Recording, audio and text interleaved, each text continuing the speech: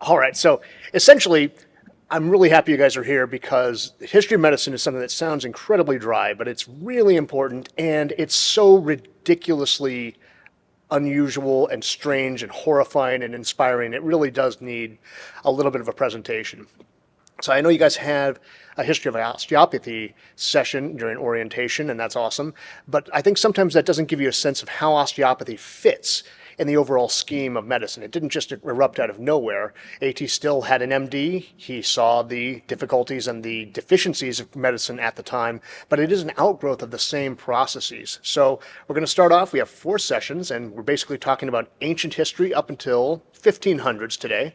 Then the next session will be on diagnosis and treatment, as well as finding different pharmaceutical ways to treat people. That's going to jump back into ancient history all the way up to the modern day. Third session is on surgery, and even though I love all these talks, that one's my favorite because anatomy and horrible stories to tell. And the fourth session will concentrate on kind of missed opportunities and kind of odd things that happened in the history of medicine to kind of follow forward into kind of future practice. So the good news is this should be entertaining, and there's no test at the end for credit. There's a test at the end, but it's not for credit, so you can write down whatever you want. A, B, C, or D. All right. So there will be a QR code at the end of this, although I think I saw some sign-in sheets as well. So just make sure you get counted for being here. Oh, sorry. I saw a phone. I'll back it up. Go ahead. Got it. Man, I can't even get my camera app open that fast. All right. So about the very first thing we have as evidence for medical intervention is trepanation. So take a look at the screen. Tell me, what do you think trepanation is? Cutting a hole in the skull. Now, these days, we do that for very good reasons. We have an epidural hematoma. We have a space-filling lesion in the cranial cavity that we need to get out. But back in prehistoric times, we don't really know exactly what the intent was, but it was thought that this was a way of combating spiritual pollution or some sort of a demonic problem. And if somebody has a massive head injury, they're acting strangely, they have some sort of a mental illness, it's not unusual to think, well, the problem is in the head, so we should let this evil spirit out. And I'm going to ask my colleagues over here to showcase the prop I brought today. It is a cast of a trepanated skull, so please pass it around, poke your hole in it. It's made of plastic, it's not a real thing, so you can, don't be rough with it, but you don't have to be extra decorous with it either. Now, interesting thing about trepanation is it's a technique that got better with time. So if you take a look at these two, tell me something about the picture on the left versus the picture on the right. What do you notice about the trepanation? Circular. Do you think it was necessarily circular to begin with? The one on the right is special. What's going on with the one on the right? What's that? Not special tools, although in Peru they used actually obsidian. And in the 1960s, before IRBs were a thing, some surgeons in Peru actually did trepanation with native instruments and found out that it worked out pretty well. The thing is, side of the head, that's true. Right on the sulcus, all of these things are true, but the big thing is it's smooth. That means the person lived. So these were not done with an inevitable fatality rate that we'd expect with people doing surgery in non-sterile conditions. This was done in a way that a lot of people survived and got better over time, and there are multiple skulls with multiple trepanations visible on them. All right, quick question. Who had this game as a kid? Now, I think this next one is a joke, but if anyone ever finds this game, I want it so bad. So let me know if you come across trepanation the game. Although I don't recommend you stick your hand wrist deep into the skull like the little girl having the best time ever on that box. So trepanation occurred throughout the world, but ancient Peruvians are definitely known to have performed it, and there was a definite link between supernatural causes of disease, or what were perceived as those causes of disease, and health itself. And guinea pigs, in addition to being used as experimental animals nowadays, were used as medical sacrifices in ancient Peru. Basically, the guinea pig was held over the affected area and then sacrificed, and then the organs were dissected to see if there was some sort of an indication as to what the disease was going to be. And that is actually a fairly well-established medical practice throughout the world in ancient times.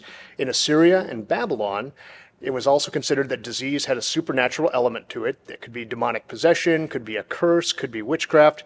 But to diagnose the disease, there would often be priests that would sacrifice an animal, a goat, a lamb, and then look at its liver. And you can actually see this is a model of a liver with different symbols on it to say, oh, if you find a tumor in this area, this is what it means. You find a problem in this area, or the liver's malformed in this area, it's what you would think that would lead to and what the diagnosis is going to be. Now, we don't know a whole lot about Assyrian and Babylonian treatment because there are not a whole lot of cuneiform tablets that deal with that we've found. A lot of cuneiform tablets that exist are mostly record keeping, but live in hope that we can find some information about it someday. But treatment had both spiritual and secular healers working in Assyrian Babylon. So there was already a little bit of a diversity in the people who were doing the treatment at the time.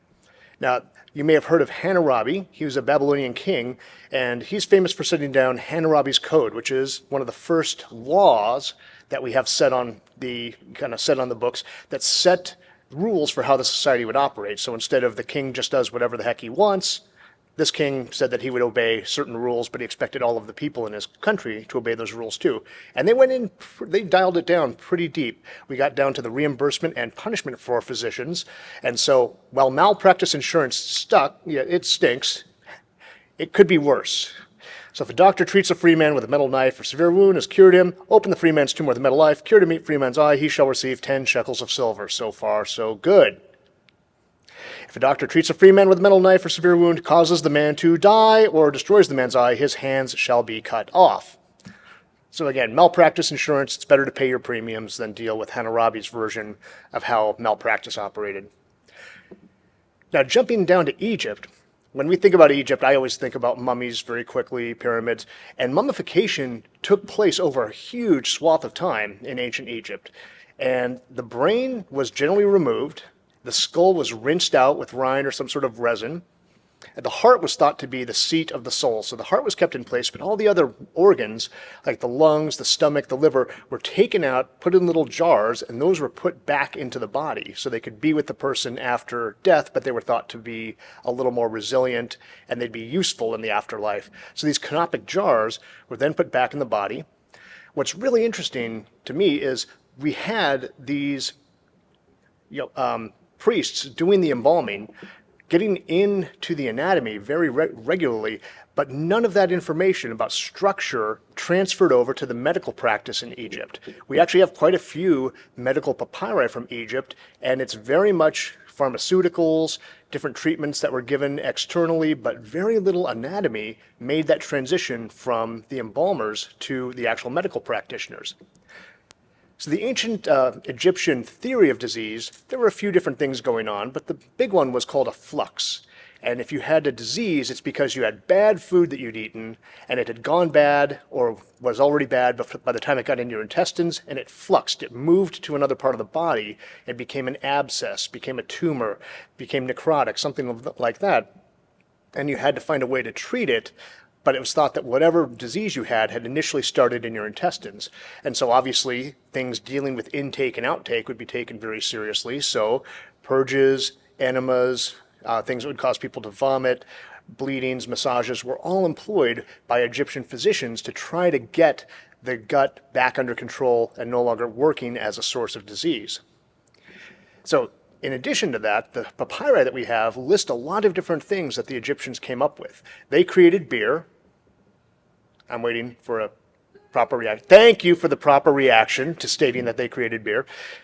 And they used lots of other things like different botanicals, berries, even minerals to treat people. And one of my favorite little maybes is, this is the Eye of Horus, and someone somewhere suggested that maybe, just maybe, that's how we wound up with that being the sign for prescriptions. Even if it's not true, I really want it to be. But I'll go on record as saying I have no proof. Now, another aspect of Egyptian medicine that was really important was what's called temple incubation. And essentially, the people who were ill would go to a temple, typically of Imhotep. Now, who's heard the name Imhotep before? Several of you. And leave your hands up if you heard about it and remember it mostly from the Brendan Fraser Mummy series. Very good. Imhotep was an actual person. I think he was considered an architect of one of the ancient pharaohs, but also was a medical practitioner and became essentially deified. And temples to Imhotep were where people would go to recover. And they would stay in these temples, which were relatively clean. They were fed relatively good food, and they would have kind of a dream that would reveal their treatment to the priests at these temples. They'd be then told to change their lifestyle, get a new job, do something different to improve their health. Now, this was actually adopted from Egypt to Greece. Greek mercenaries who were working in Egypt brought this practice back to ancient Greece, and instead of Imhotep, we have Asclepius. Now, Asclepius is one of the demigods. We have no idea if this is a real person who took on various legendary attributes and became deified later in popular culture in ancient Greece. But according to mythology, he's a demigod who is the son of Apollo and Coriolis. And the temples of Asclepius were set up in places that were high up on a mountain, lots of fresh air, good mountain springs, breezes, and so forth. And they were kept clean. And so this is a great place to go recover. Even if you have a serious illness, you're at least going to have a chance at recovering in a hygienic, clean area. And they were actually very much associated with snakes. You can actually see snakes on the staff there. Why would snakes be an appropriate thing to have at a healing temple? There's a literal reason and a kind of imaginative reason. What do you think? They eat rats. Yeah, we don't want any vermin around there. And what do snakes do that is we could consider to be symbolic of getting rid of your illness and coming out all the better? They shed their skin, so there's a metaphorical reason that they were encouraged to be there as well. These were obviously non-poisonous snakes that they encouraged to be there. And, fun fact, the caduceus of Mercury, symbol of the AMA, is actually not the healing staff. That's Mercury. He's economics, messengers, and so forth. The staff of Asclepius has a single snake around it. Hey, looky there. All right. So dios, we know, are mythology. Actually, I'm not a dio, I'm a PhD. So dios, you guys should know your mythology, and I'm here to help. When I was in Rome last summer, there was a temple of Asclepius on a little kind of lake there. It's kind of like a modern remaking of one. It was close. This is literally as close as I could get to it, but there we go. Single snake wrapped around the stick. And there's me hanging with Athena. Be jealous. Okay. So the legend of Asclepius was basically that he was taught healing by his father Apollo and a centaur, half man, half horse, called Chiron. And he essentially learned so well that he surpassed Chiron and became adept at actually healing people and even bringing them back from the dead. This didn't make Hades very happy because he didn't actually want to lose the people he was able to rule over. So Zeus smote Asclepius with a lightning bolt, but then raised him to demigod level to make up for it. And if you haven't had a chance to read the funny memes I've put up here, I'll give you a second. Centaur for disease control? Huh? Ruining it by reading it? Yep, just did that. Now, in addition, Asclepius mythologically had daughters, and there were several of them, but two of the main ones that we kind of see echoes of in current medical practice were Hygeia and Panacea. Now, Hygeia, if you think about hygiene, was basically the goddess of keeping things clean, public welfare, keeping the sewers clean, disease prevention, maintaining balance in the body. And panacea is not a term you hear as often, but it means universal cure. So panacea was the goddess of remedying disease that had already taken hold. So we've already got, in ancient Greek times, this dichotomy between preventative medicine and interventional medicine based around these two daughters of Asclepius. All right, who took Western Civ? Who took Philosophy 101? Who's heard of ancient Greece? Okay, good. So there were three ancient Greek philosophers that basically set the stage for pretty much all the intellectual activity in the Western tradition that's happened since then. And so none of these guys really directly addressed medicine except for Aristotle, but their thought had so much impact thereafter, I have to do a quick gloss on their philosophy. So basically, we start off with Socrates. He basically said you have to examine yourself to see if you actually know what you're talking about and hold yourself to a higher standard rather than just accepting what you're told based on assumption or based on what you've been told.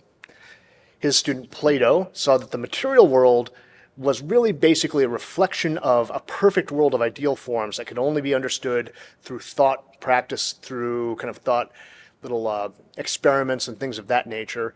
And then, strangely, his student Aristotle basically went the opposite way around. He saw truth and real knowledge as grounded in knowledge of the physical world and basically taking material things, cataloging, classifying them to understand them.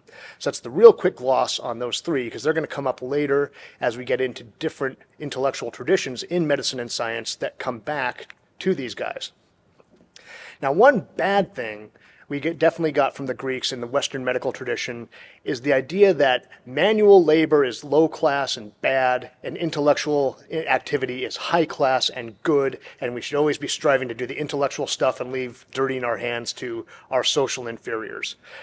I hope you understand that I think that's crap. However, just for a second, what's the stereotype of your typical orthopedic surgeon, somebody who works with their hands, even in medicine? What word would you use to describe your stereotypical ortho? Ortho bro?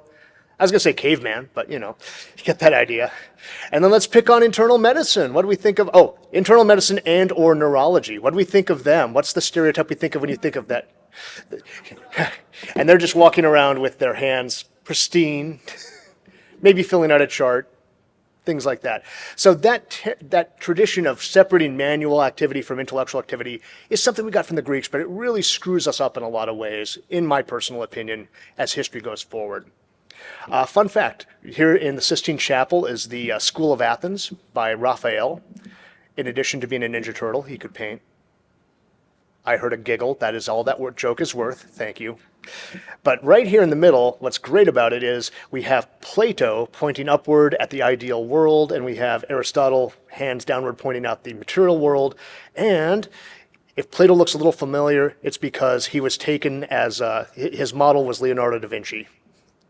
So Raphael and da Vinci were roughly contemporaries. And then as soon as I saw this meme, I knew it had to go side by side with it right here. You see the basketball in Plato's finger spinning around. Exactly. All right. So the first name we have in medicine to associate with an individual person is Hippocrates, who lived on the island of Kos in roughly 400 to 300 BC. And Hippocrates is considered to be the father of Western medicine because Hippocrates really pulled medical practice away from its linkage to spiritual concerns. Not that spiritual concerns are unimportant, but he saw treatment as being about watching the patient, looking for the right time to intervene, and finding the right intervention at the right time. And that instead of attributing it to things that were out of your control, trying to find ways to intercede. So that was his big contribution. Now, his theory of disease is completely alien to what we have as modern medical practice, but it held sway for a long time, and it was based around the four humors. So we have blood, which correlated to the element of air and energy, and if you had a lot of blood, you are sanguine. Now that term doesn't get used as much, but it means happy. You're very lively, good to go. If you had too much yellow bile, you were bilious. You had a lot of fire in you, and you were angry all the time. If you had too much black bile, melancholy, black bile, you were melancholy, you were sad. And if you had too much phlegm, the fourth humor, that corresponded to water, made you slow, and then being phlegmatic means you're kind of like sluggish. Think about, a really heavy head cold where you're producing a lot of phlegm. That's basically what that means. Other fun fact, the Greeks believed that the brain was there to cool the ventricles and was just ballast, and that when you had snot come out your nose, it was actually your brain leaking out of your nose. So there we go. So those are the four elements basically put forward by Hippocrates as a way to understand how medicine connects in the human body to the rest of things. But it also raises the very important question, let me back up, was Hippocrates one of the avatars? Come on, this is your generation. I was assured of this. There we go. So how do these four humors and the four elements actually interact? So you have these elements, these humors, kind of opposed to each other. We have hot, cold, dry, and wet. What is blood? Blood is hot and wet, so it corresponded to air in their mind. If something was dry and hot, that corresponded to fire or yellow bile. Dry and cold, black bile or earth. And then cold and wet, phlegm and water. Now, what's fun about this is this was basically a lot of how people correlated disease to presentation. So think about your grandmother or some other grandmotherly authority figure in your early life. And if you went outside without a coat in the rain, what was going to happen to you? You're going to catch a cold. It's literally called catch a cold because you thought, well, if you go out and it's cold and it's wet, it's going to cause your humors to go out of balance and you're going to get phlegmatic, get all snotty. And that actually is a holdover from ancient humoral theory that you still hear people talk about today. And here's just some nice illustrations of what people look like when they've got too much fire, air, water, or earth kind of going on in their system. So the treatments that Hippocrates came up with involved a lot of things we've already heard about: herbs, diet, massage, enemas, purging, bleeding, sweating. There are actually some manipulations that are kind of tantalizingly shown in illustrations that we don't know much about, but essentially a way to balance the humors was thought to be through bleeding, because it was thought that blood also carried the other humors in it. And if you had too much of one, by bleeding, you'd remove some of the blood, but you'd also be removing whatever excess humor was traveling with it. Now, the problem with that is if giving 1 pint of blood is good for your health, giving 2 must be better, right? So people went a little bit crazy with bloodletting as time went by. Now, at this point, I want to mention this talk is very much focused on the history of Western medicine, and it's not because I dislike or I want to minimize the things that happen in indigenous medicine, Eastern medicine, African medicine. I just don't know as much about it, so I bring it up when I have the opportunity, but it's not something I'm able to speak from a position of authority on. But what I really find interesting is that the idea of restoring the body to a state of balance and connecting it to different environmental factors like earth, air, fire, water, and internal factors is something that's actually very common, not only in this ancient Greek medicine, but in Ayurveda, traditional Indian medicine, as well as traditional Chinese medicine.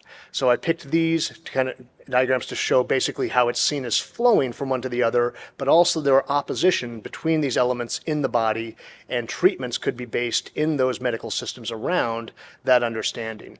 And what I find really fascinating is there's an ancient language that's disappeared called Proto-Indo-European that they've been able to reconstruct somewhat. And I have to wonder if maybe there was a Proto-Indo-European medical practice that basically kind of distributed itself in the same way and places that a lot of that linguistic activity did. But that's just a tantalizing little theory. But it does really seem interesting that Greek, Indian, and Chinese medicine have those similarities in theory, in the basic understanding of how the body interacts with the rest of the world. So continuing a little further in ancient Greek time, we have the library and the basic schools present in Alexandria in northern Africa, so on the Mediterranean. So Alexandria, I don't know how many there are, but there's lots of Alexandrias because Alexander the Great liked to name things after himself, and so when he conquered places, he would found or rename places Alexandria. So Alexandria in Egypt became a massive place for research and anything that we would consider to be kind of a proto-science, anything that had an intellectual activity, including medicine. And there were 2 named anatomists, Herophilus and Erasistratus, who were practicing then, and it's thought were actually able to practice dissection. Now, dissecting a human body is something that's a very touchy subject in different cultures, so it's taboo a lot of times, so it was very unusual that they were able to practice dissection here, but they did.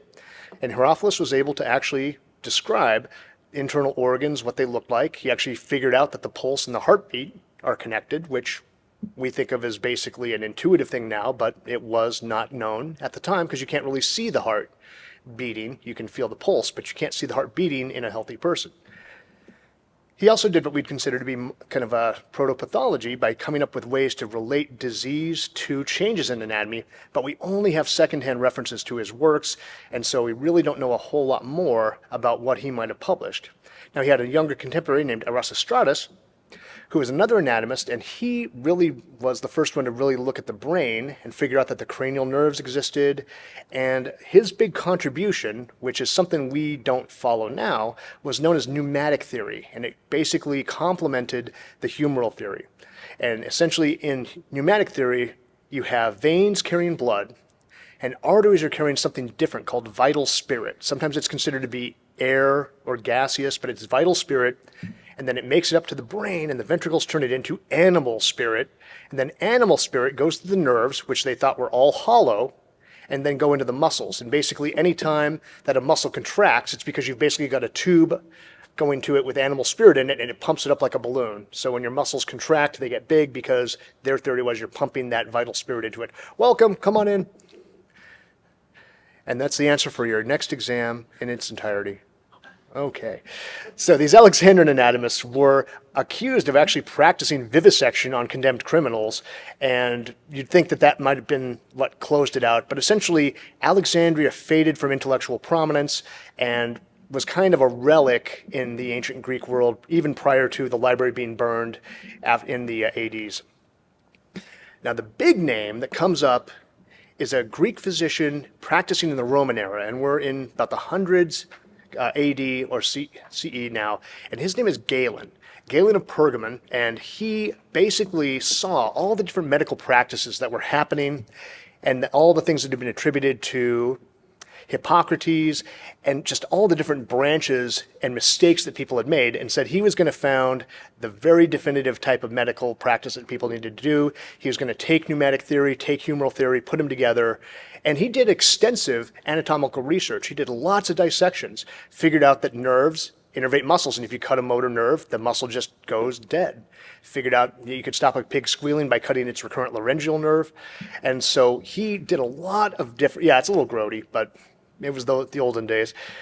So he eventually actually moved to Rome, became the physician to the emperor, Marcus Aurelius, and did a lot of different examinations and a lot of different writing, wrote extensively, and his research, which was very groundbreaking and very, solid, became riddled with some errors based around his approach. But people weren't really aware of that because, unlike our normal scientific outlook that we consider to be normal, he basically said, I've done all the hard work.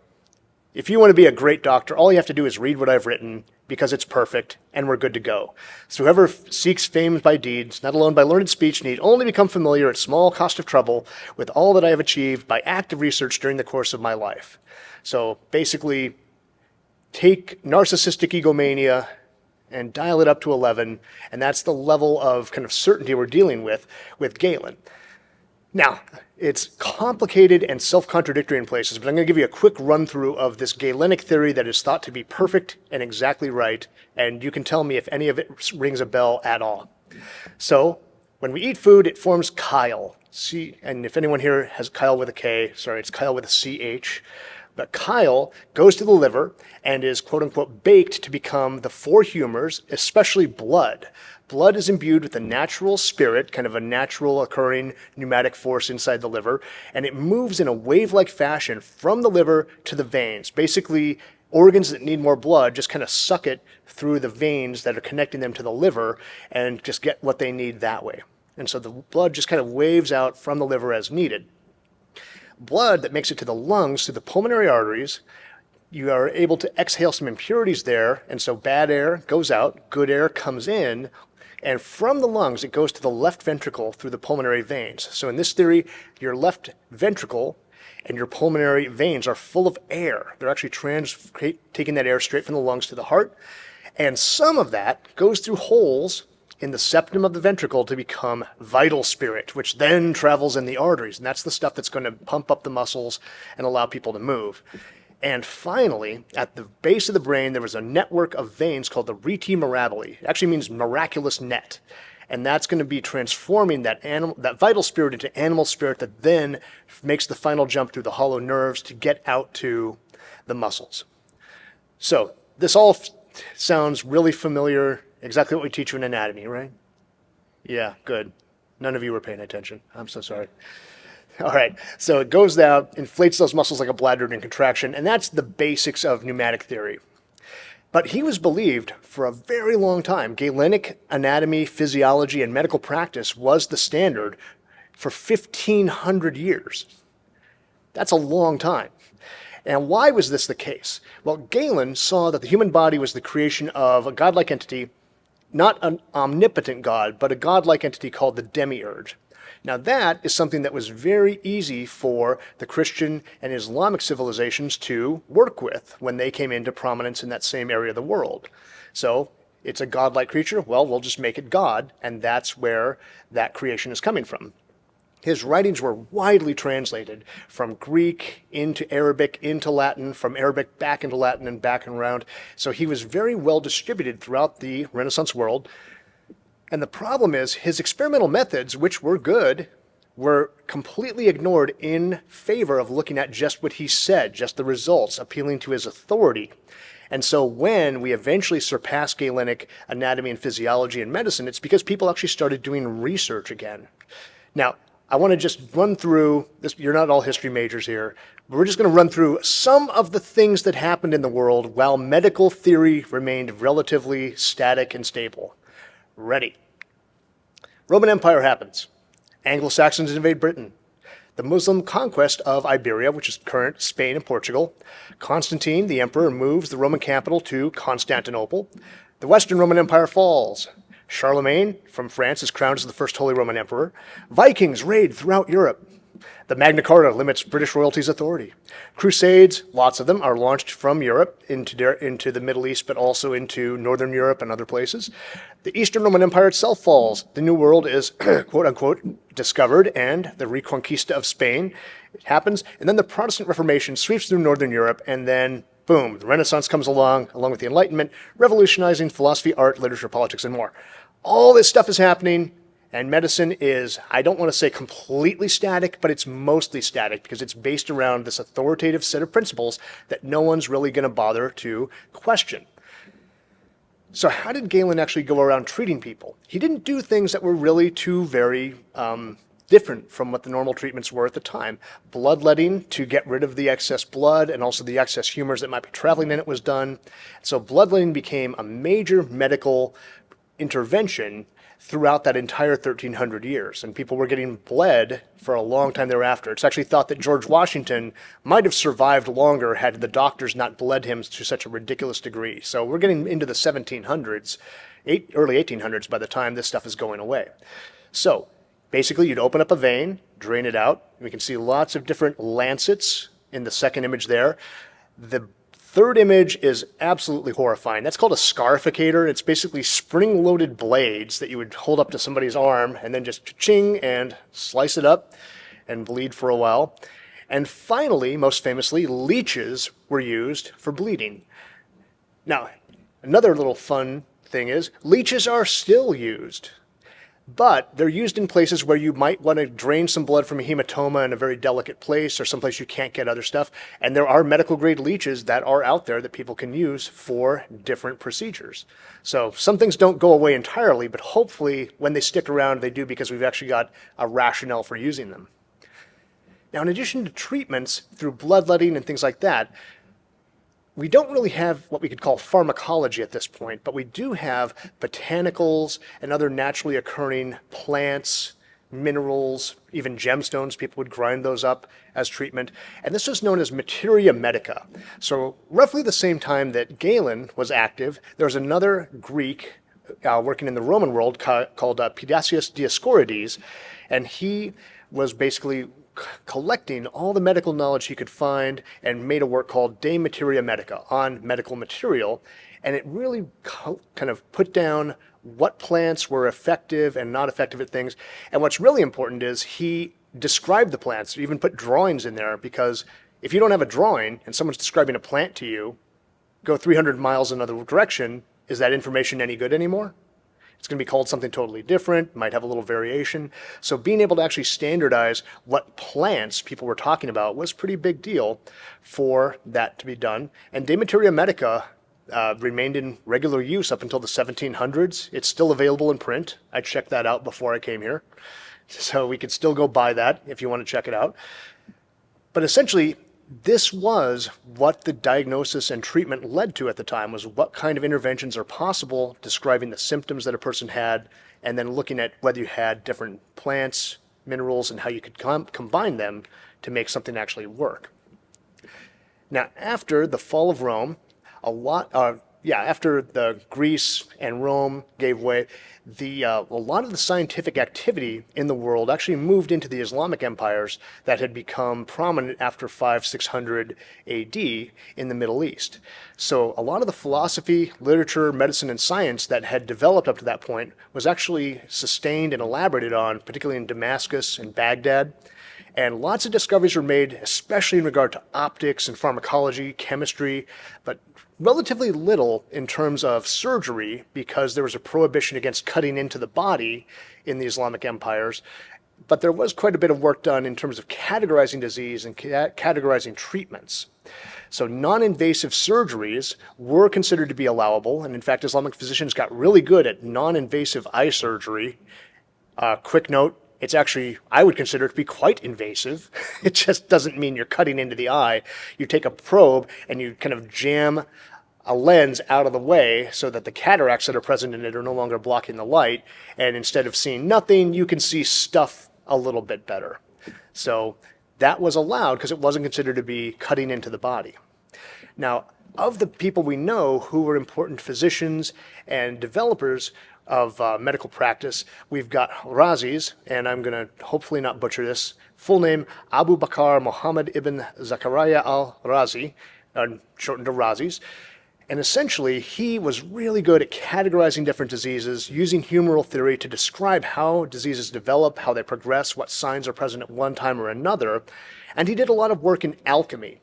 Now, alchemy we'll talk more about as we go, but essentially he developed a version of it called the mercury-sulfur theory, in which everything was a combination of mercury and sulfur. And the degree of one versus the other is what made things into lead or gold or rock or some other element. So it was all based on how mercury and sulfur were combined. Now, in the process of doing these investigations, he was looking at how to quantify and categorize things, so a lot of distilling and a lot of measurement were done, leading eventually to chemistry. So distillation and extraction in particular led the way to eventual chemistry and pharmaceutical work. Now, he was a free thinker who really actually was willing to shake the boat. He publicly doubted Galen and humoral theory, and some of his free thinking got him into trouble. It said he actually was blinded in one eye when a local imam took exception to something he wrote, questioning Galen and seeing that it maybe was questioning the Islamic faith, and had him beaten, and he lost vision in one eye thereafter. In Cairo, another physician, a guy named Al-Hazan, or Ibn al-Hatham, was working on vision. Now, these guys tended to do lots of things, but he was known for vision and basically was the first person to disprove what was known as an extromissive theory of vision. Extromissive means basically you have lights shining out of your eyes and then you detect it when it bounces back. So think about echolocation in bats. They were basically saying at the time that that was the same thing happening with vision. And if you're picturing Superman right now, you're my kind of people. So you got I-beams shooting out, going back. But he basically showed that that was intangible, it couldn't really work, and that intromissive theory, where light from an outside source entering the eyes, was actually how we were able to see things. And I love that he pushed the radical idea that hypotheses should be proved through evidence. So actually looking to see if the world works the way we think it does. Aristotle was pretty well known for coming to conclusions about things and just being done with it, whether it was ridiculously easy to check or not. There was no point for Aristotle in checking if things were right if he'd deduced it logically. And so Al-Hazan was one of the people who actually went to see if things actually correlated to what we thought. There we go. I knew that Superman was going to show up there somewhere. Now, another very famous Islamic physician and scientist was Avicenna, and I can read that whole name, but I'm not gonna. But basically, he was a Persian scholar who was a very strong believer in Galen and the Muslim faith, and he wanted to try to figure out ways to bring those closer together. And this caused a lot of controversy for him because trying to link things with the Islamic kind of holy books was seen as very controversial by some. But he did a lot of things to kind of clarify disease, but he did come up with a theory that turned out to have a long-lasting kind of a history, sometimes for the worse. This is the miasma theory of disease. Keep in mind, we don't know how disease travels, how it moves, how it infects people at this time. So he basically said, well, disease might be caused by impure air from a swamp or from a mine that has like some bad air in it. And if you think about mines, sometimes people tap into a pocket of CO2 and they all die. So it's not outlandish to think that bad air can cause disease. But he was basically trying to come up with a way to explain how contagion happens, how things pass from person to person, and why certain areas might be prone to some disease versus another. And that's what miasma theory of disease came to represent. So he was a very prolific scholar. He wrote a book, basically a massive book called The Canon of Medicine, and it remained in active use until the 18th century because it listed so many things and was so comprehensive. And he broke down in the canon treatments into simples and compounds, and the names tell you exactly what to expect. A simple is a single item that you give to someone, and a compound is a combination of items that you give to someone to treat a disease. And back to the School of Athens by Raphael, pictured right there, we have another Muslim physician called Averroes, who lived in Al-Andalus, which is modern-day Spain. And he was he didn't really like Plato as much, and as a result, he didn't like Avicenna that much, but he really thought that Aristotle had some real insights and brought Aristotelian theory to the forefront and linked it with medicine. And what's interesting about that is, in the Middle Ages in Europe, Averroes and Aristotle became very, very well known because the Spanish Al-Andalus, the Muslim empire there, was considered to be the high culture area. And so as information diffused from there, it was very high status in medieval Europe to have those books. And in fact, people in Europe would write under an Islamic pseudonym because they thought their books would sell better if it seemed to be coming from that area. And so he commented on Aristotle, which brought Aristotle into very high regard in medieval Europe, which is going to be the case when we get to the universities that developed there. All right, getting close to the end here, we have one last guy, Ibn al-Nafis, and he was in Damascus before moving to Egypt, and he studied all the other organs that we talked about. He worked actually on eyes and intromissive versus extromissive theory, theorized that maybe there were things in the lungs that were happening at a smaller level than we could actually observe. So theorizing that capillaries might exist. And he knew that Galen was wrong about certain things. He really did know, and may have done some dissections to prove this, although we don't have any evidence to that fact, that there were things in Galen that were just flat out wrong, and that blood and air did not mix in the heart, and that there weren't big pores between the right and left ventricle, and probably performed human dissection. And I love this quote. He said, "We shall rely necessarily on verified examinations and straightforward research, disregarding whether our opinions will agree or disagree with those of our predecessors." I mean, this is basically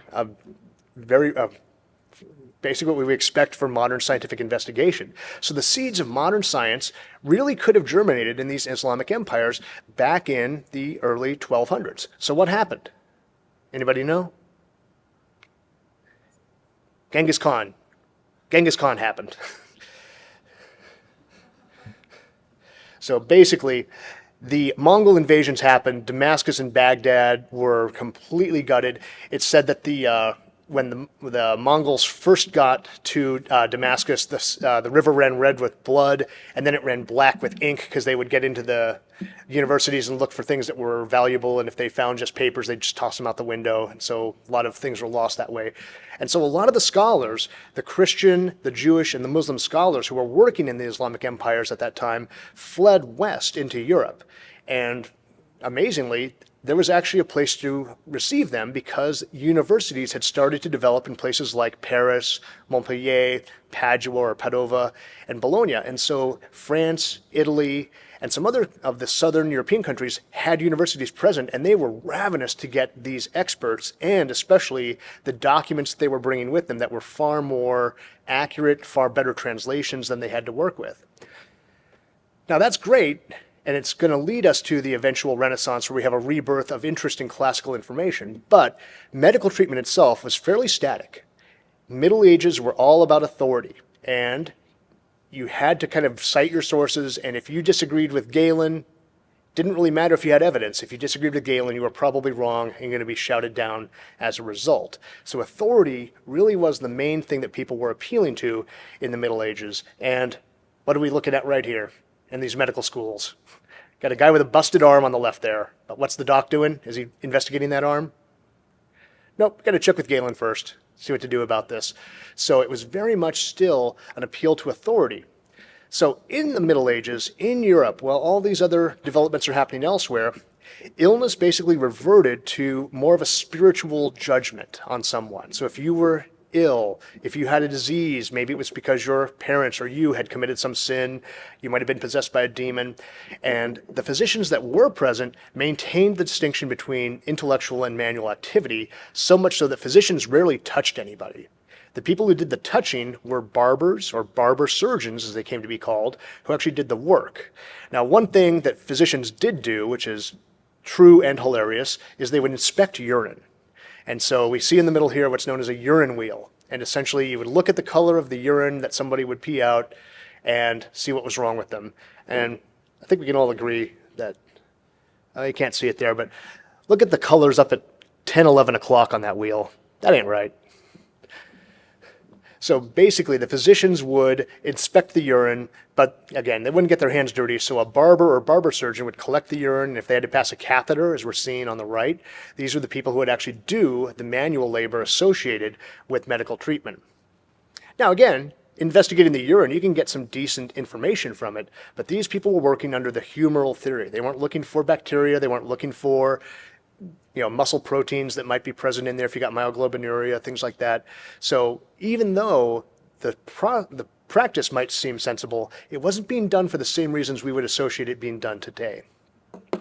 Now, one other thing that happened a lot in the Middle Ages, both in the Islamic and Christian cultures, was that astrology came to be a really big concern. Now, astrology these days, when we hear about it, what do you think of? I just assume Mercury is in retrograde all the time, but that might just be my life. I don't know. But essentially, you're looking at the influence of celestial bodies on human activity. Now, those of us who are, yay, rah, science people, we're like, oh, how silly is that? But we have tides. We have the menstrual cycle. We have seasonal changes in people's behavior. It's not ridiculous to think that there might be links there that are worth exploring. So again, it's not that it's a bad idea. It's just that they were taking these astrological influences to be a lot more prominent than they really are. And essentially, it was thought that during gestation in the womb or at the time of birth, you were influenced by the position of the stars, the planets, and so forth at that time. And you kind of had some of your personality and your humoral balance locked in at that time. And so personalizing treatment through casting these horoscopes became a pretty big deal. Now, astrology, being interested in how things move around in the heavens, did eventually lead to astronomy. So just like alchemy wasn't complete crap, it turned into chemistry, astronomy turned into, the way around, astrology turned into astronomy. Now another source of treatment at the time was magic. And so, of course, we've got the Harry Potter area right there, but the thing was, magic was not seen as universally bad. It wasn't that magic was always bad. The church and other and countries at the time thought that there was a division between good magic and magic done for evil purposes. And the idea was that there were naturally occurring what were called sympathies between the things of the earth and the things in the heavens. And that if you found how these things related to each other, you could use it to treat people. This is called the doctrine of signatures. So you're looking for like things that suggest treatments for you. So I know you weren't expecting this tonight, but we are going to be doing some magical clinical case studies. Are you ready? If these show up on Comlex, please let me know. I want my money. All right, your patient is a knight. He is constantly feverish and phlegmatic, producing copious nasal discharge. His imbalance is brought about by excessive phlegm, weakening his brain. What dietary intervention might you suggest based on the doctrine of signatures? How are we going to make his brain stronger? What do you think? Eat more brain. Now, you're not wrong, but that's a little basic. That's the same thing for the same thing. What do we look at that we might think, hey, it looks like a brain? Walnuts. So maybe you think like, oh, God obviously intended walnuts to be a cure for brain-related problems because it looks just like the brain. Obviously, that's what we're going to do. All right. Next case, a Venetian merchant has naturally cold deposition and needs to eat more warming foods. However, the Ottomans have blockaded Constantinople and throttled the supply of spices and other innately hot foods. What other sort of food might you suggest to this person who needs to warm up his naturally cold humoral balance? What's that? Peppers. This is before 1400. Peppers are still only in the New World. I'm so sorry.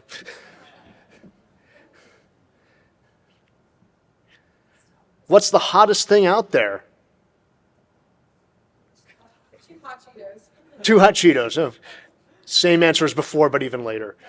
Now, walk outside. What's the hottest thing up in the sky? The sun. Okay, you're going to tell them to go, what's that? Oranges. I don't know if they're New World or Old World. Anybody? All right, so the sun. What sort of things might the sun remind you of that you could use to treat your patient? Sunflowers. In fact, sunflowers don't just look like the sun. What do they do during the course of the day? They follow the sun. Okay, so this is the sort of thing that you would be doing to try to come up with a treatment for somebody based on that medical paradigm. Oh, thank you for asking. Okay, so sword balm was considered to be a way to treat someone for a wound. And essentially, if somebody got wounded by a sword, it was thought that the wound and the sword remained connected by this infinitesimal little strand of, I wouldn't even say material, but they were still connected. And so if somebody was hurt by a sword, you would immediately rush to clean the sword and put some balm on the sword and treat it, because that's going to make the person's wound all that much better. So I'm just imagining somebody bleeding out in an alley. I was like, oh, you poor man, wiping blood off the knife and so forth. So that's, once again, one of those connections that was suggested through magic at the time. Magic not being, it was supernatural, but it was thought to be something people could have influence over, and that was a way of treatment. Now, all of this started to eventually kind of dwindle, starting with this guy, Paracelsus, and I will read his whole name out because it's hilarious. Paracelsus, also known as Philippus Aureolus Theophrastus Bombastus von Hohenheim, was basically considered to be the father of toxicology and proto-scientific medicine. And I don't know why that's out of order, but basically he came up with the idea that the dose is what makes the poison. Things aren't necessarily innately awful, but some things are much more deadly than others, but everything can be deadly and potentially everything can be helpful in the right dose. And he looked at a lot of different things. He related plants to different diseases, studied a lot of metallurgy. Actually, he definitely disregarded that divide between mental and manual activity. He got his hands dirty, got into mines, worked on metallurgy, surgery, theology, basically trying to figure out how everything worked. He was a very broad-minded person, and his theory of alchemy, still working in that paradigm, was to add a third element to it called salt. So salt, sulfur, and mercury would be the way that you could make different types of materials. But he was a real iconoclast. He refused to lecture in Latin, which was the standard. He lectured in German, which was the language of the area he was at the time, Switzerland and what we now consider Germany. He thought that practice was way more important than authority. He publicly burned copies of Galen and Aristotle and Avicenna at the beginning of his lectures to kind of show his thoughts on relying on old authorities. And also, you can imagine somebody who's a real iconoclast like that. They can't just turn that off. So he was basically bounced from town to town after getting into legal trouble, making enemies of the medical and religious and other authorities there. And it's actually said that he didn't write anything of his own, but all the writings we have related to Paracelsus were notes taken by his students while he got progressively drunker at different taverns as they followed him around. So we're starting to get to the point now where we're looking at how things actually work and doing experiments to try to verify that that's actually the case. Now, the first botanical garden that was founded exclusively for use of medicinal plants was at the University of Padua. So this is in 1545, and the idea was that instead of relying on inconstant supplies in the local markets, that the medical school there would actually grow their own simples, their own botanical products to use in medicine. And they actually had to build a stone fence around it when people in the community started just kind of helping themselves to various plants that were growing there. So if you look real close, see that crazy looking church in the background? It really does look like that. I was there a year ago. It was awesome. There we go. So there's the walls we were put up to stop people from stealing plants. And it's actually still a research hub for botanical activity and medicine. So we've got the classic old garden, but there's also botanical laboratories that are currently there as well. And so we're getting to the point where treatment is starting to get a little bit more interesting. But our knowledge of the human body is still very primitive. Now, to learn the internal aspects of the human body, there's really no substitute than dissection. And even if dissection wasn't outlawed, it was often discouraged, even if it wasn't truly prohibited. In fact, during the Crusades, crusaders who would try to bring the bodies of their comrades back to Europe found it was a lot easier to boil the bodies down to the bone and carry the bones back rather than carry a rotting corpse. And the Pope decided that that wasn't good, and so put down an edict saying you can't do that. And it was interpreted as being a ban on dissection in its totality, although it was really just to prevent people from boiling bodies to make it easier to carry the bones back. Another pope, Sixtus IV, issued a papal bull stating that executed criminals could in fact be dissected by two classes of people, and that there would be regular dissections occurring in the medical universities. Now, this was done in the winter. Who can tell me why? Yeah, there was no preservative back then. So this was going to be, you wanted to do it in the coldest possible time you could. And you, unlike what we do here at the school, instead of starting with the muscles, they start with the viscera because it would go bad first. And the muscles were actually kept till the very end because they were the thing that usually held up the best. Even if it got dried out, it was still actually there and not rotting. Now, these dissections could have been something very useful for building new medical information, but they were pretty much just propaganda for the prevailing medical authorities like Galen. And even the anatomists who were part of these dissections weren't really doing the dissection. They were basically sitting up here at the top with their big book of Galen. And so the professor, the high status person in the center top there, lectured from a lectern while professing, that's where professor comes from, the truth of Galen from a text. Meanwhile, the instructor, the guy on the far right in the red, had a stick. And he would point at things as the professor would bring them up during the lecture. But this is still a physician. Is this person going to get their hands dirty? No. We have a butcher or a barber or somebody else actually doing the manual cutting. And this person doesn't know a thing about Galen. They're just cutting where they're told. They're not looking for it. So essentially, this is just an exercise in kind of encouraging people to trust Galen, Aristotle, and the other medical authorities. And I said two groups of people were allowed to do dissections. Surgeons, makes sense. Physicians, makes sense. But the other were artists. There was a lot of interest in the Renaissance in depicting the human body appropriately and accurately, and Renaissance is well known for its art for a good reason, because the artists really went through great pains to make the anatomical details accurate. So we have the Pietà of Michelangelo there on the left. Anybody ever been to Rome, seen that? I cried. It's just that beautiful. He was like 22 when he did it too. Oh. And so, amongst other people, Leonardo da Vinci and Michelangelo both did dissections, and it's thought that Michelangelo actually hid various anatomical things in his art. So if you look on the right there, don't blink. Oh. So it's thought that maybe he was just kind of showing off the brain in that section. So he was actually allowed to dissect at a convent hospital in exchange for making a crucifix for them. And his father wanted him to be a lawyer, and his father was very upset that he was becoming an artist because it was a very low caliber, low status career at the time. And one of my favorite stories about that is he was out one night dissecting, and his father caught him sneaking back into the house. He was like, "Where have you been?" He's like, I was chasing women and drinking." Like he lied. That was a better thing to tell his dad than he was out studying art because his dad was so dead set against him becoming an artist. So that's basically how a lot of the artists developed their instinctual, their basic idea about how anatomy could be presented. And since then, people have kind of gone on a little bit of a random wild goose chase looking for anatomical details in Michelangelo. So right here they're saying like, oh, the underside of God the Father is the medulla oblongata. I think that's a stretch. I'm not quite buying that one. And also people are like, oh, look, it's the kidney. Sometimes I think people see what they want to see, but just be aware there's a whole thing in there. And it's based on the fact that Michelangelo did in fact dissect and had some anatomical knowledge. Now, Michelangelo was fantastic, but Leonardo da Vinci was a step beyond even that. He did lots of anatomical sketches in preparation for actually doing an atlas of anatomy with an anatomist, but that guy sadly died, and that project, like a lot of Leonardo da Vinci's projects, was abandoned.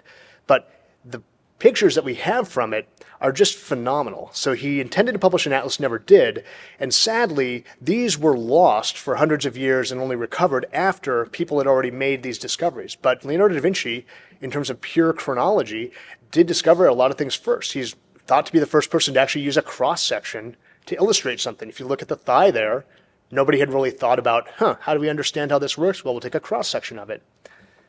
And so anatomy was becoming a more prevalent practice, even if it was just kind of propaganda for Galen. But it was also being used as a way to discourage people from committing crimes, because who were the people being dissected? Or criminals. At the time, it was thought that your body had to be intact at resurrection so that you could operate. Otherwise, you'd just be a bunch of disembodied pieces kind of flopping around. So it was really seen as a post-mortem judgment and punishment for people to be dissected. So despite the fact that it had that kind of morbid association, these were incredibly popular. So anatomical theaters started to be built. So you can kind of see that the body and the anatomists were at the bottom there, and then we had concentric ovals coming up where people could stand and be pretty cramped, but these were very popular things, and they could actually get kind of rowdy. There's actually evidence of people conducting duels and, even more horrific in a way, food fights at a dissection. And basically you'd have the different nations of people kind of yelling at each other across the way. You English stink. Oh, you Germans are snobs. Stuff like that. So that'd be going on. So I don't think any of our lectures have ever gotten that rowdy, thankfully. But, and I also love this, being a little bit more dignified. Sometimes they actually played music, and one famous anatomist, Fabricius, would enter in these like huge flowing purple robes and have like a string quartet like playing him in. So if anybody's looking for an extravagant gift idea for me one of these years, I wouldn't mind. Big purple robes and a string quartet. All right, so we finally get to the first, what we consider to be a modern anatomist, a guy named Andreas Vesalius. He was born in the Netherlands, and he was the son of a physician. So he came from a relatively high status family because his family was physician, or his father was the physician to the local ruler. And every day he would walk past the hanging grounds between his house and the center of downtown. And at the time there, they kept the criminals hanging until their bodies just basically fell off the gibbet.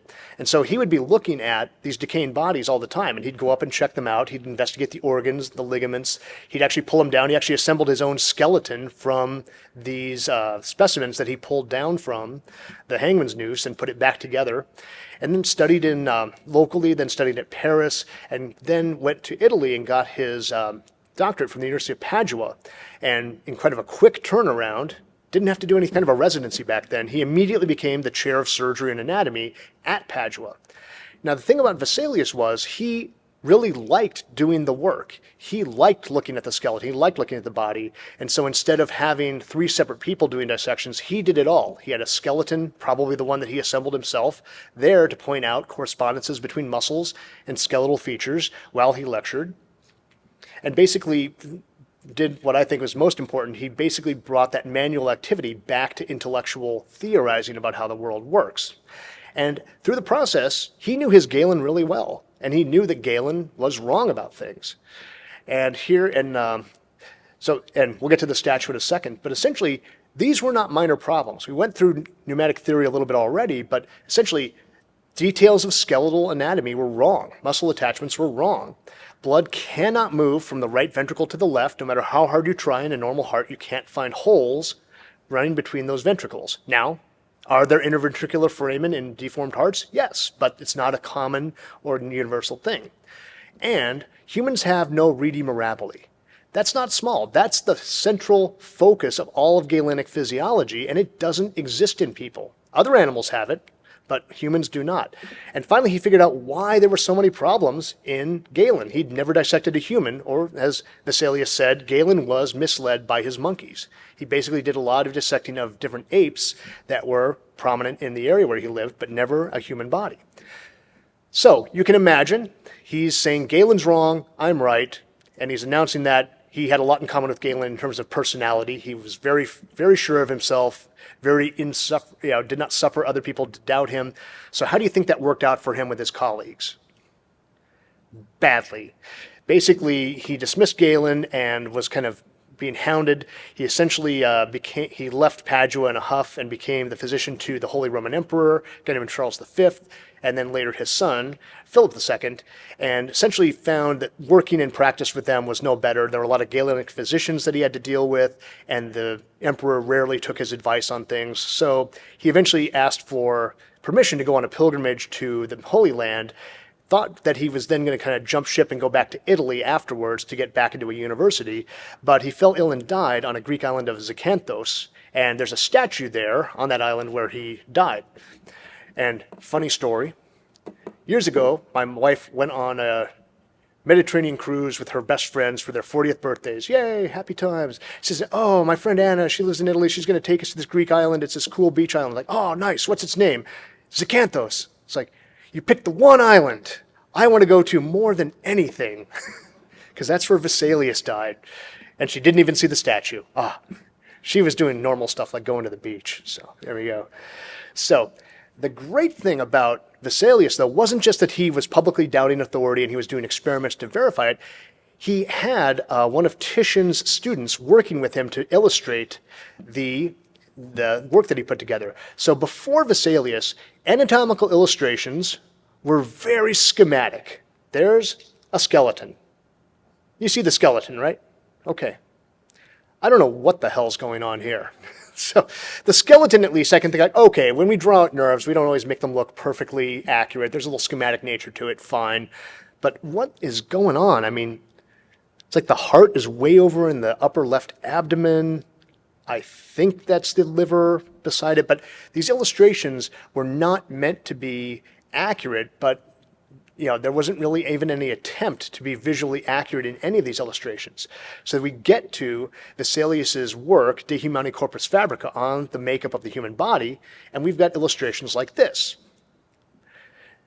So these illustrations are not perfect. There are errors in Galen, there are errors in Vesalius's work, but in a pinch, I could teach from this. It's accurate enough that you could pretty much learn a lot about human anatomy looking at these 500-year-old pictures. They're not perfect, but there's a lot going on there and a lot of improvement in how it was done. Okay, quick quiz time. What do you think my best day ever was? Was it when I got my PhD? Oh, so young. But a really dopey look on my face. Okay. Was it my wedding? Yay, not dopey look on my face. Was it the birth of my twin children? Oh, that's my wife in the bottom corner looking way more photogenic than anybody has any right to be at that moment. Or was it the day I got to handle an original copy of De Humani Corpus Fabrica? I'm not answering. There you go. But those are the big four at the moment here. All right, getting close to the end. Another student at Padua made what's considered to be the single greatest, quote-unquote, discovery in human medical anatomy or human medicine to get things moving towards the current paradigm. And that's William Harvey. And he did a lot of work on circulation and embryology. And he eventually, after he left Padua, went back to England, where he was from, became a royal physician to Charles I, and was actually surprisingly able to survive a lot of court intrigue, despite the fact that he was Protestant during a lot of Catholic royalty in England. But he really didn't think Galen made a lot of sense, especially in terms of the circulation. Now, he was unaware that there were actually Muslim and even Chinese people who had theorized that circulation of the blood could happen first. So he came at this independently. So again, not chronologically the first, but this is where it kind of picked up steam, is that he basically thought the circulation in Galen made no sense. And if you did the math, we'd have to produce about 500 pounds of blood each day if we're pumping it out to the organs and they're just absorbing it and it's not coming back. So he figured out that if you tied off the pulmonary artery, put a tube into the right ventricle, pumped water into it, you could swell it and it would never actually go anywhere. And when you removed that ligature, then it would move. So he figured out the diagram of how the heart actually pumps blood throughout the body. Even though he couldn't see capillaries, he theorized that they had to exist for the arteries to get blood into the veins. And so, yeah, if Galen was correct, the body needed to make 540 pounds of blood every single day from scratch. And so instead, he made the jump to thinking it's far more efficient to think that this blood circulates. And what's really crazy is people knew about veins.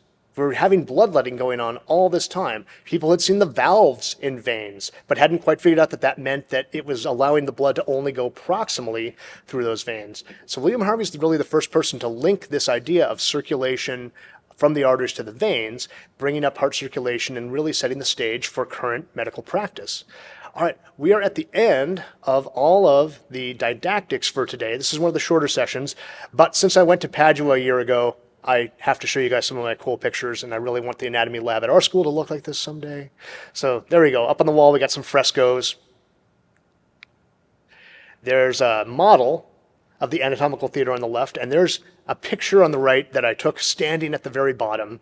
They don't let you climb the stairs or go into the stands anymore, but you can actually go in there and look up into the anatomical theater from where people used to stand. It's still present there at Padua. And my absolute favorite, here are the skulls of the anatomists who taught at Padua.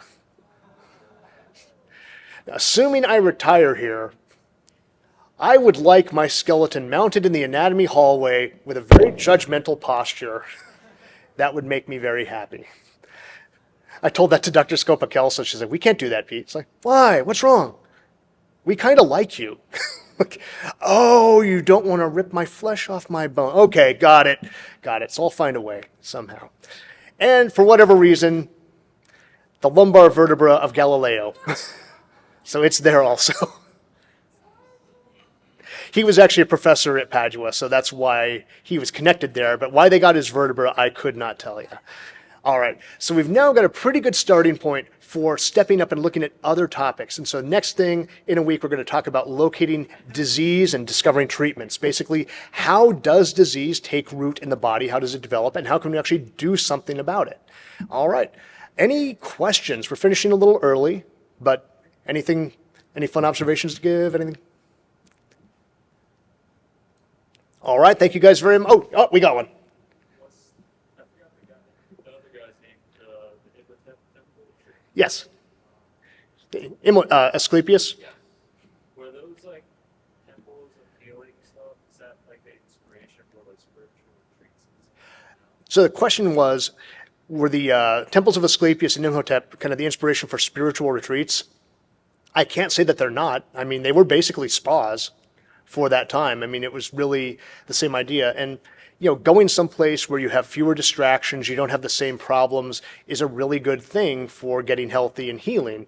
In fact, that's really becoming prominent now as we study addiction and realize that the dopamine release in the brain of addicts really spikes when they do things or see people or are in places associated with whatever led to their addiction. And so going to a new place actually has a neurologic basis for helping you get healthier because it's not triggering those same things that cause cravings and so forth.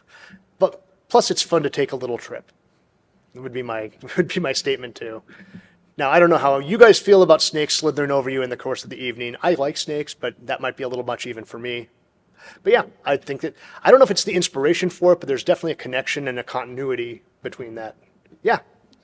So I know, I mean, as far as like modern medical research goes, I mean, even just now we're starting to do certain studies, analyze or whatever on like women as well as men. Mm-hmm. Has it always been even, but I did see a picture. I always assumed that women were just never invited. That's actually going to be the topic of the fourth talk.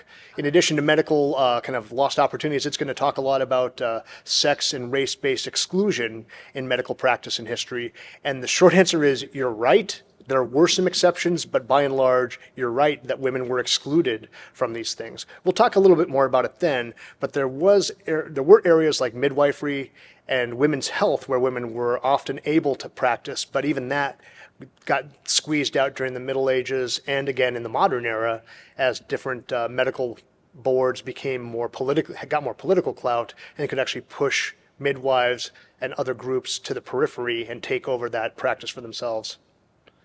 So short answer is yes, it's as bad as you think it is, but there are some counterexamples, and we'll go into those. I was going to say, not just in like actual treatment of diseases, but like figuring out how the body system works and everything. contemplated, not really used in that. Not a whole lot. Women's health was addressed, but going back to Aristotle, women were, and again, this is not me saying this. I'm going to say a horrible thing. It's not me saying this is Aristotle. Aristotle saw women as failed men.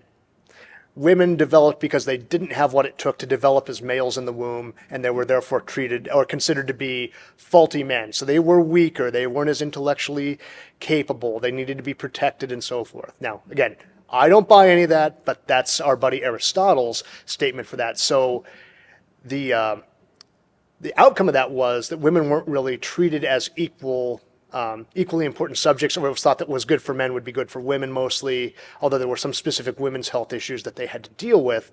One interesting outcome of that, though, is that women were still not represented in a lot of clinical trials up until very recently. I think it was Viagra was only tested on men because that was the target market once they figured out what Viagra did, but it never occurred to them like, hey, women might take this too. Maybe we should see if it does anything horrible. So that was not really done.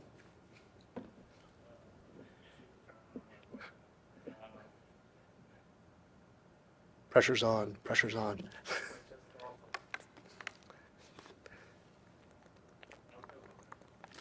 No worries. Yes. Oh, okay. How did they determine which medicinal plants worked? First thing is some medicinal plants actually have real properties. So we'll talk later next time about foxglove. It can kill you, but taken in a proper amount, it can actually decrease the water balance in the body. It's where we get digitalis, digoxin from. But one truism of medicine that's still true today is most sick people get better. And if you treat them and they get better, guess what? You get to take credit for that. If you treat them and they don't get better, people are like, oh, the physician tried so hard, but they just had too much phlegm. They didn't make it. So one thing about the four humors and the humoral theory of disease is it's very flexible. And the problem with that kind of flexibility, as opposed to kind of scientific testing, is if you can just explain away your failings with, oh, there was just more blood than I accounted for in the humoral balance, or the moon was full and therefore it was astrologically impropitious. It doesn't lend itself to testing yourself to see if it works or if it doesn't, if you always have a way to explain away failings. But even today, a doctor with good bedside manner can get a lot of credit, even if he or she doesn't have the treatment itself be what saves the patient. It's just a matter of the healing process. Now, hopefully modern scientific medicine gives us real tools to use, but the fact is being there and being supportive of the patient and being there as a professional is something that Hippocrates really did harp on, and it's what set medicine apart, was that you had people who weren't just there for the dollar. They were really trying to operate under a very professional set of ethics. They were allowed to do certain things, not other things. If you've heard of the Hippocratic Oath, it's basically a list of things Hippocrates said his students were not allowed to do because it was thought to be either infringing on some other person's livelihood or leading to detrimental patient-doctor relationships. Cool. Yes? Yeah, it's going way back in the beginning, but the quote that said like the hands would be chopped off and stuff. Yes. Do you remember specifically saying like the free men? Oh, yeah. Operating or messing around with like slaves and stuff? Or So yeah, in ancient Babylon and Assyria, slavery in the ancient world, you got to remember, is not the same thing as chattel or race-based slavery that we're familiar with, kind of from American history. No, don't. I don't mind. I haven't had a PlayStation night for a while. My thumbs are in good shape right now. But basically, the slavery in the ancient world was basically people who were conquered were made into slaves, and in some places they actually had certain rights and were able to kind of work themselves up from slavery to maybe become free men. Some people were born free, but basically, we'll get there. The idea was that, okay, maybe I did make a mistake by going back. There we go. Basically, a person who was a free person was considered to be higher status. They were a full citizen of the Babylonian or Assyrian Empire, and doing damage to that person was considered to be a bigger problem than doing the same thing to a slave. And if you did injure a slave, you then probably owed not the slave reparations, but the owner of that slave reparations. So that's basically what that's about. During this period, was there like any progression, or because of this, there was like barely any Progression of like medical like knowledge? That's really tough to say because we don't have a lot of records, especially from ancient times up till now. Egypt is an exception because papyrus is able to stick around in the very dry areas there. Babylon, Assyrian empires, we do have cuneiform tablets, but a lot of those we actually have by accident because they were clay and they're relatively soft, but if they were caught in a fire, they actually got baked hard, and it's a lot of the ones that were caught in fires that actually we are still able to translate. But there's not a lot of evidence for what medical practice necessarily was on a day-to-day basis there. In fact, going back to trepanation, if we think about prehistorical indigenous peoples, I'm sure they had plant-based physical treatments, things like that, but those things don't leave bony landmarks behind. So we'll never really know what their full medical practice was. We only know what we've got, which is holes in the skull telling us they did perform surgeries, whether it was, not necessarily to remove an epidural hematoma, but to let a malevolent spirit out of the person's head. Did that answer your question at all? Short answer is we don't know, but it'd be great if we did. Yeah. Kind of like goes off this question. I don't know if you have an answer for it, but like, if the doctor messed up, their hands were cut off, they're not practicing anymore, you're gonna run out of doctors eventually. So like, for all the herbal stuff, who was, I guess, like, find this plant, oh, let's see if it's poisonous or if it helps or not? Like, was it the people who were like doing the research, be like, oh, I'll take it to see what it does, or was it like criminals or like people that were? All right. So the question, I think, for anyone who's listening in after the fact was basically about how were they able to figure out what these plants did to people back in the ancient days? Did they use slaves? Did they use prisoners? Did they punish people for giving treatments that were poorly thought out or caused death? Is that kind of getting at your question? How did they figure out what they do? How do they figure out what they do? Plant, you're like, oh, I'll test this and see what it does. Then this researcher. Yeah, so how do they figure out what it does? I will say almost certainly folklore and hard-won experience. How do we find out which mushrooms are poisonous and which ones are hallucinogenic?